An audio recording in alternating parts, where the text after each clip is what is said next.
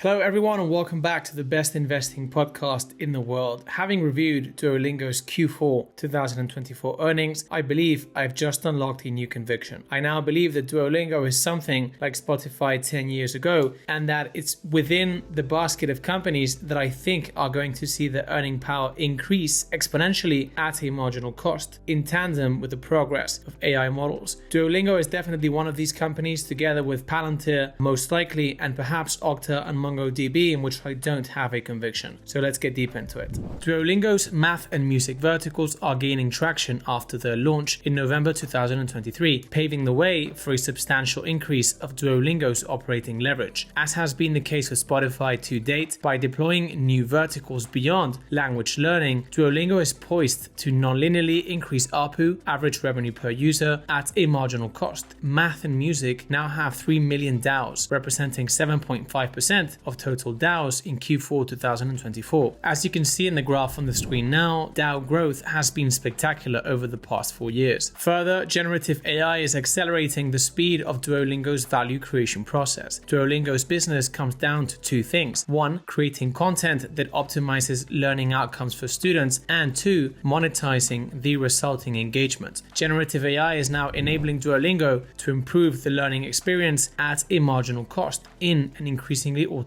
way. This is the result of generative AI enabling Duolingo to quote-unquote 10x the speed of content creation and new features, together with A/B testing. See what Duolingo's CEO Luis von Ahn said about this during the Q4 2024 earnings call. And it also allows us to go way faster, particularly in content creation. So the amount of content we're able to generate compared to 2 years ago is way more. I mean, it's like 10x or more than that.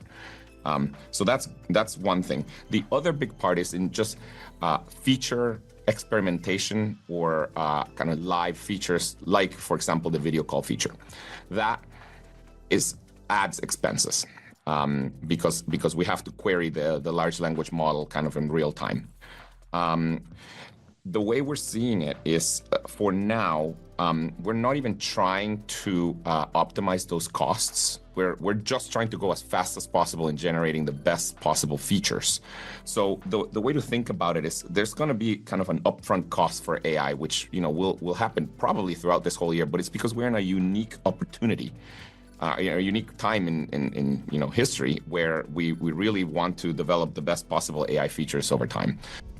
In my view, AI will be a tailwind for Duolingo so long as it continues to strengthen its proprietary data moat over time. As of Q4 2024, Duolingo has 40 million DAUs and over 80 million MAUs, monthly active users, which are generating data about what educational content works for them or not, and at what stage of their learning journey. As the user base continues to grow and Duolingo deploys more verticals, Duolingo is creating a dataset that no one else has. This will likely enable Duolingo to create an AI teacher that no one else can. Until now, the consensus has been that LLMs, large language models, aren't good at maths. However, during the last earnings call, Duolingo's CEO Luis von Ahn explained that these models are now good at maths because they can reason. According to Luis, this will be transformative for teaching maths in general because the latter is a combination of quote-unquote 1,000 subjects. Having a model that can reason in this manner is not only a step forward for Duolingo to teach maths, but for the world in general. Listen to Luis's remarks about this during the last earnings call.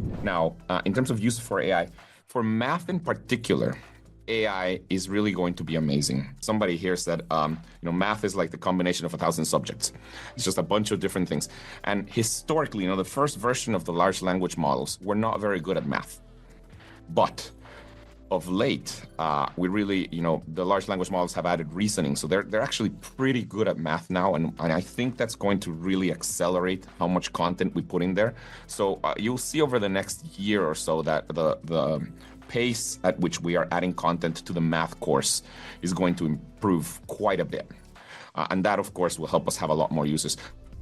Additionally, Duolingo is a prime example of a company whose odds of getting much more powerful are increasing non-linearly as AI models get better. As has been the case with Palantir, Duolingo's business has been strengthened by the onset of LLMs. As we go from LLMs to agentic and physical AI, the power of Duolingo's features stands to increase exponentially with marginal investments on Duolingo's behalf. This is because to leverage new models, all Duolingo has to do is continue enhancing its proprietary data moat, which is continue with business as usual in relative terms. So long as Duolingo feeds data to these models that no one else can feed them, their features will be increasingly competitive in the marketplace. In the short term, the increasing use of AI in Duolingo's app will drive higher inference costs. But as the technology improves and inference costs decline, unit economics will tend to radically improve from here. As an example of this hypothetical progression, LLMs have unlocked the video call feature for Duolingo, via which users can practice their language of choice by video chatting with an AI. Video chat is the main driver of the growth of Duolingo's top-tier subscription plan called Max, and the latter is the tier with highest lifetime value for Duolingo. As more powerful models come to the market, this feature will eventually become indistinguishable from talking to a real friend, and Luis actually mentioned this during the call. I mean, in general, what we meant by that is, at the moment, Lily is not necessarily your best friend yet. We want that to happen. In time, if you go down this progression, this feature will likely evolve into a personal physical teacher that doesn't need to eat, sleep, or rest in any way with the onset of physical AI and humanoid robots. And generally, Duolingo's intelligence and its ability to improve student outcomes per dollar spent on their behalf as a result is likely to increase beyond imagination from here. Combined with the deployment of subsequent verticals beyond just math and music, I believe Duolingo is likely to grow into one of the world's primary educational institutions. CFO Matthew Scarupa shared during the Q4 2024 earnings call that they expect gross margins to decline 300 basis points in the first half of 2025 as Duolingo leans into AI more heavily and thus incurs higher inference costs. However, he also said that they expect margins to improve in the second half of 2025 with the net impact of increased inferences to be minus 170 basis points for fiscal year 2025. In 2025, we expect a temporary 170 basis point year-over-year impact on gross margin, primarily due to Max. In the first half of the year, there'll be roughly a 300 basis point year-over-year impact as we prioritize rapid product innovation to drive Max adoption. We expect margins to improve in the second half of the year as we work to improve AI costs. Thus, my view is that so long as Duolingo's process power remains world-class, and I talked about this in my original deep dive, its earning power is likely going to outpace costs tremendously over the coming decades, as you can see in the graph on the screen now. So these numbers are hypothetical, and I've plotted them to depict how I think the company's earning power is going to evolve over the next decade or two relative to costs. As further illustration of the positive impact of AI advancements on Duolingo's business, consider the new course which allows Korean speakers to learn Spanish. Previously, this was not possible and students had to go from Korean to English and from English to Spanish because previously the labor required was excessive and the course therefore wasn't cost effective. It serves as an illustration of how AI enables Duolingo to deliver value in areas in which previously it didn't make economic sense. Naturally, this dynamic will drive faster user growth than otherwise across the three verticals. And as the models get smarter, there will be an infinite number of things Duolingo can do to accelerate growth that previously didn't make economic sense. Additionally, Duolingo's plan to shift AI features down into lower tiers as inference costs drop, thus sharing those cost savings back with customers. This is a form of economies of scale shared, which you've heard me talking about many times, which will be interesting to track going forward. This approach is likely to increase customer goodwill going forward on top of accelerating KPIs across the three subscription tiers. However, as you will hear Luis von Ange saying just now, this process has not started yet because the costs of inference are still quite high. It may be the case that at some point it gets cheap enough for us to put in a lower tier. We may even be able to give some of it for free. And in general, we'll be testing whatever's best for the long-term, not just LTV, but the long-term health of our app.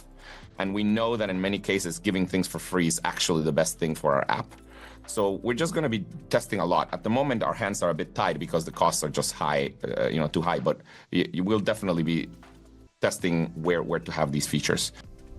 Lastly, Duolingo remains a perfect example of the sort of company that I teach folks to spot in my Tech Stock Goldmine course. As previously mentioned, the odds of exorbitant success for this company are meaningful so long as their process power remains world-class, and process power is actually the result of many different attributes, which you can learn to spot in my course. Spotting process power early has been the key enabler of my 6x plus Spotify, Palantir 11x plus, and 2.6x plus HIMS investments. It's taken me a decade to unlock the ability to spot this highly intangible quality in companies before the market does. But in my course, I teach you everything I know about this topic in just under 2 hours via an elegant and powerful mental model that over 400 students have happily integrated to date. So if you want to obtain lifetime access to the course, just check out the link on the show's footnotes. And as you may know, I have a 14-day no questions asked money back guarantee. And in case you don't like it, all you have to do is send me an email asking for a refund and I'll give it to you straight away. So thank you very much for joining me today. As always, if you got value out of this deep dive, could you please share this with one friend whom you think will enjoy it? These deep dives are for free, and so the only way this grows is with your help. Thank you very much in advance. Take care, and until next time.